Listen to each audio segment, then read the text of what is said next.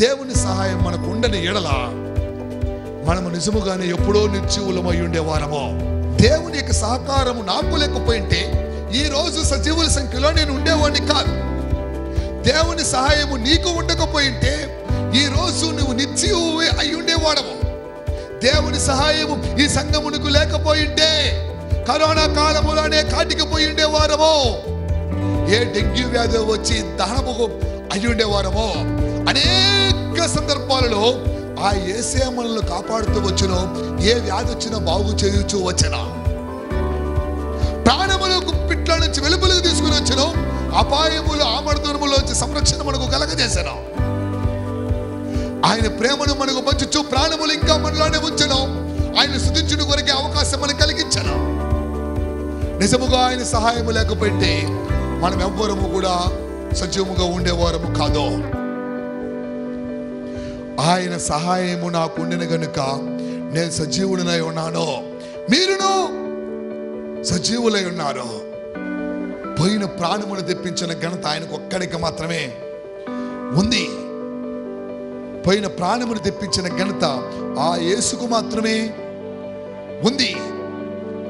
ఆయన చేసిన ఈ కార్యాన్ని బట్టి నా దేవుణ్ణి నేను నిత్యమూ స్తుతిస్తుంటాను. చూశాను గనుక, విన్నాను గనుక, చదవటం వేరే, చెప్పడం వేరే, వినడం వేరే, ప్రత్యక్షంగా పరిశీలన చేశాను గనుక నా దేవుడు చాలా గొప్పవాడు. నిరంతరము ఆయనకి మహిమ మన ద్వారా రావాలని ఆశిద్దాం. మీకును సహాయం చేశాను, నాకును సహాయం చేశాను. ఆయన సహాయం చేస్తూ సజీవుల సంఖ్యలో మమ్మల్ని ఉంచుతున్నాడు.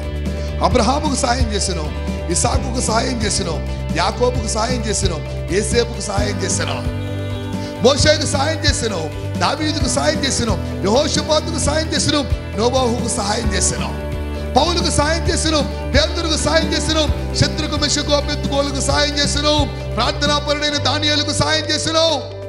ఆయన సహాయం చేస్తున్నాడు గనుకనే మనమందరము సజీవుల సంఖ్యలో ఉన్నాం. ఇంకనూ మనకు ఆయన మరణ ఊపిలో నుంచి తప్పించుకోవచ్చును. ఆయన సహాయం చేతనే సజీవముగా ఉండే భాగ్యము మనకందరికీ దొరుకును. మా కొరకు మీరు ప్రార్థన చేస్తున్నారు, మీ కొరకు మేము ప్రార్థన చేస్తున్నాం. ఒకరి కొరకు ఒకరు ప్రార్థన చేసుకుందాం. ఆయన తప్పించిన నిరీక్షణ నేను కలిగి ఉన్నాను. ఆయన తప్పించునని నిరీక్షణ మీరు కలిగి ఉండి ప్రార్థన చేసేవారముగా సిద్ధపరచబడదాం. దేవుని యొక్క సహకారాన్ని సంపూర్ణముగా కోరుకుందాం.